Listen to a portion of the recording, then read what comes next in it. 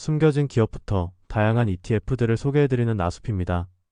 오늘은 제2의 MSTY가 될 종목은 어떤 게 있는지 안정적인 원금 회수가 기대되는 1드맥스 ETF를 찾아보겠습니다. 우선 오늘 영상은 1드맥스 ETF를 배당 일정에 따른 그룹별로 나눠 기초자산 매력을 점검할 예정입니다.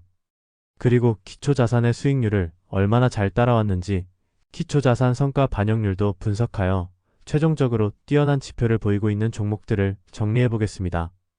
가장 먼저 1드맥스 ETF 그룹 A의 기초자산 밸류에이션을 확인해 보면 스노우플레이크와 테슬라가 거의 200배에 가까운 PER을 적용받고 있습니다. 나머지 버크셔, 알파벳, TSMC, 엑슨모빌은 20배 수준에서 10배 수준으로 이루어져 있습니다. PER이 가장 높았던 스노우플레이크와 테슬라의 주당 순이익 성장률을 보면 확실히 다른 종목들에 비해 높은 걸 알 수 있습니다. 알파벳과 TSMC도 안정적인 성장이 예상되고 엑슨모빌도 2026년부터는 이익이 다시 증가 추세로 접어들 예정입니다. 물론 해당 수치들은 시장 예상치를 기반으로 하기에 향후 크게 변동될 수 있다는 점을 주의해야 합니다. 그리고 PER을 성장률로 나눈 PEG 지표를 보면 알파벳, TSMC가 1배 내외 수준으로 저평가 매력이 크다고 할 수 있습니다. 이때 엑슨모빌의 경우도 PEG는 낮지만 산업 자체가 장기 성장 트렌드에 부합하다고 보긴 힘들고 알파벳과 TSMC 역시 각각 반독점 리스크, 지정학적 리스크는 존재합니다. 빨간색 박스로 함께 표시해둔 스노우플레이크의 경우 현재 PER은 매우 높지만 장기적으로 가파른 성장이 예상되어 PEG는 빠르게 낮아집니다.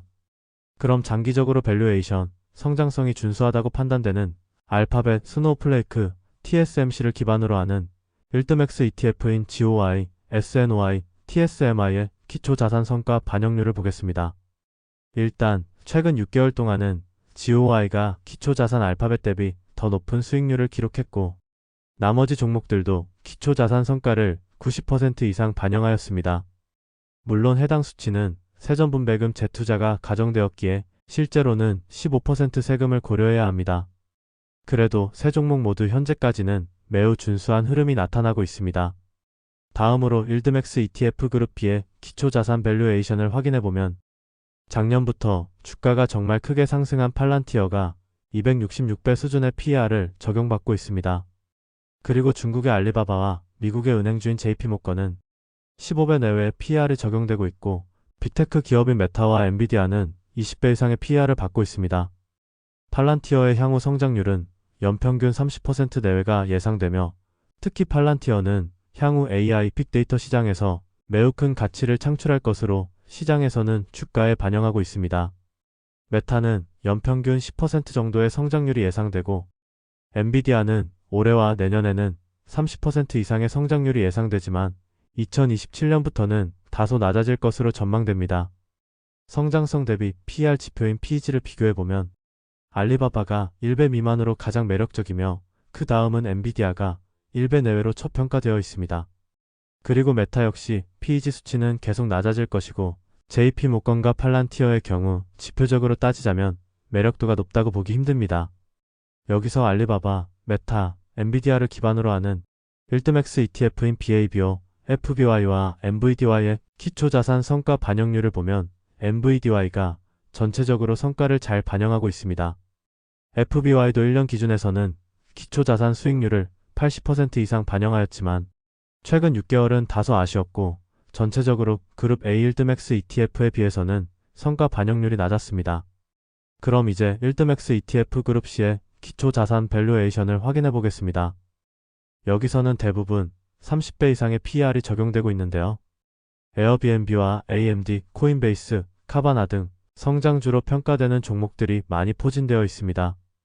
하지만 주당 순이익 성장률로 보면 DKNG를 제외하고는 매력도가 그리 높아 보이지 않습니다. 다만 에어비앤비, 코인베이스, 카바나, 로빈후드와 같은 종목은 플랫폼 사업을 영위하는 기업인 만큼 한동안 이익 성장보다는 시장 점유율 확대를 우선순위로 둘 수 있다는 점도 고려해야 할 것입니다. 일단 2026년, 2027년 PEG가 매력적인 기업들을 보면 에어비앤비, AMD와 드래프트킹즈가 있고 넷플릭스, 페이팔 정도가 있습니다. 오늘 영상에서는 지표적인 기준을 최우선으로 하는 만큼 해당 5종목을 기반으로 하는 1드맥스 ETF를 살펴보겠습니다.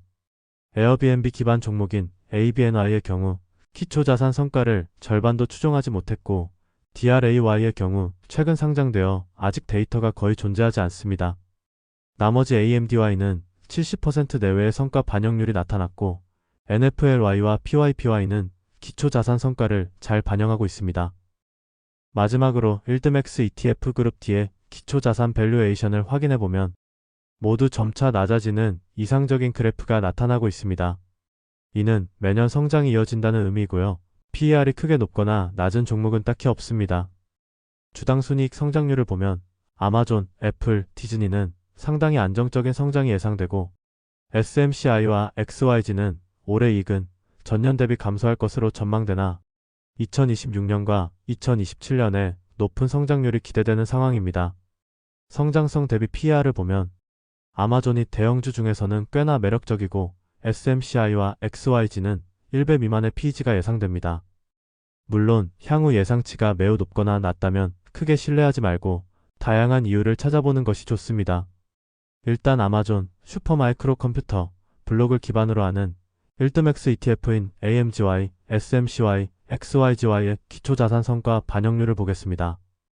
일단 AMGY는 최근 6개월 동안 아마존이 마이너스 수익률을 낼 때 오히려 플러스 수익률을 기록했고 1년 성과도 90% 이상 반영하였습니다. SMCY는 다소 아쉬운 성과 반영률이었고 XYGY는 하락 시기에 훨씬 더 큰 하락폭을 기록했습니다.